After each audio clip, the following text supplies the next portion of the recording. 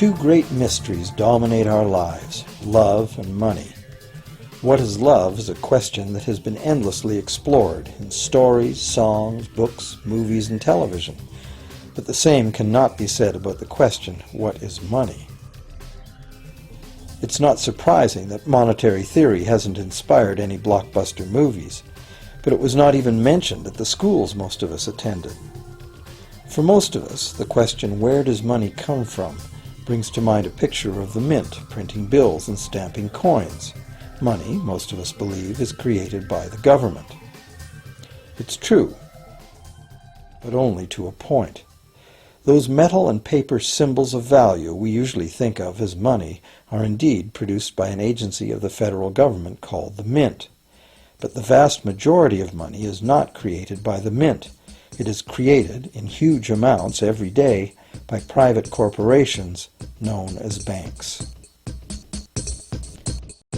Most of us believe that banks lend out money that has been entrusted to them by depositors. Easy to picture, but not the truth.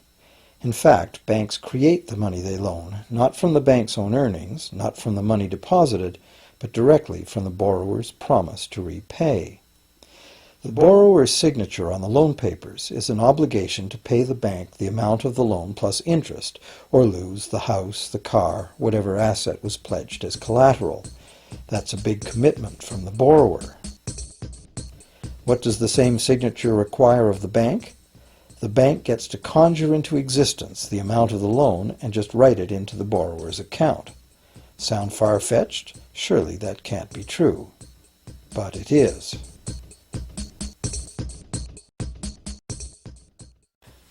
To demonstrate how this miracle of modern banking came about, consider this simple story, the goldsmith's tale. Once upon various times, pretty much anything was used as money.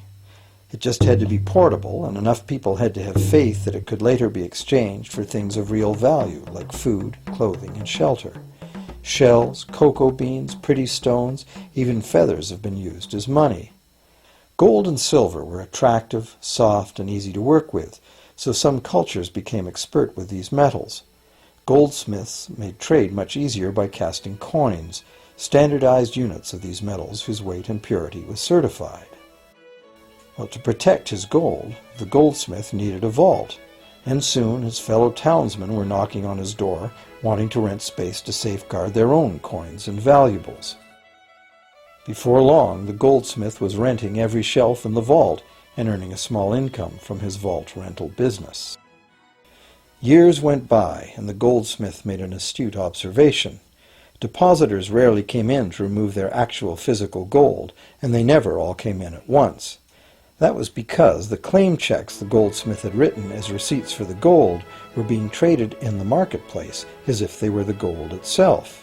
This paper money was far more convenient than heavy coins, and amounts could simply be written instead of laboriously counted one by one for each transaction. Meanwhile, the goldsmith had another business. He lent out his gold, charging interest. Well, as convenient claim check money came into acceptance, borrowers began asking for their loans in the form of these claim checks instead of the actual metal. As industry expanded, more and more people asked the goldsmith for loans. This gave the goldsmith an even better idea. He knew that very few of his depositors ever removed their actual gold, so the goldsmith figured he could easily get away with lending out claim checks against his depositors' gold, in addition to his own. As long as the loans were repaid, his depositors would be none the wiser and no worse off, and the goldsmith, now more banker than artisan, would make a far greater profit than he could by lending only his own gold. For years, the goldsmith secretly enjoyed a good income from the interest earned on everybody else's deposits. Now a prominent lender, he grew steadily richer than his fellow townsmen, and he flaunted it. Suspicions grew that he was spending his depositors' money. His depositors got together and threatened withdrawal of their gold if the goldsmith didn't come clean about his newfound wealth.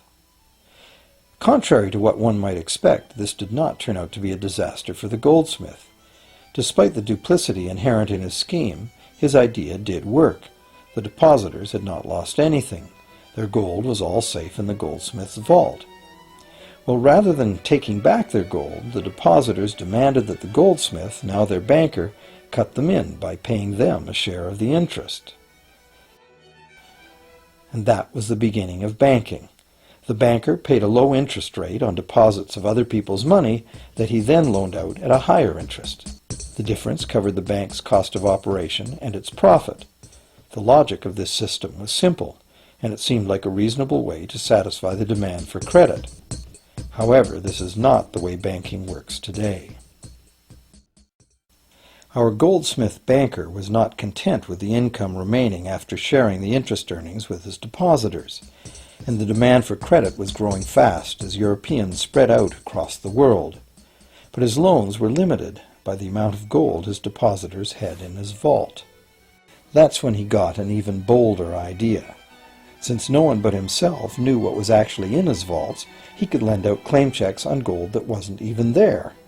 As long as all the claim check holders didn't come to the vault at the same time and demand real gold, how would anyone find out?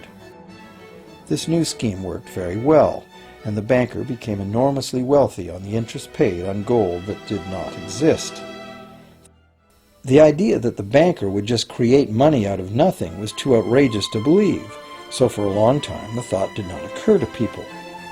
But the power to just invent money went to the banker's head, as you can well imagine. In time, the magnitude of the banker's loans and his ostentatious wealth did trigger suspicions once again. Some borrowers started to demand real gold instead of paper representations. Rumors spread. Suddenly, several wealthy depositors showed up to remove their gold. The game was up. A sea of claim check holders flooded the street outside the closed doors of the bank. Alas, the banker did not have enough gold and silver to redeem all the paper he had put into their hands. This is called a run on the bank, and it is what every banker dreads. This phenomenon of a run on the bank ruined individual banks and, not surprisingly, damaged public confidence in all bankers. It would have been straightforward to outlaw the practice of creating money from nothing.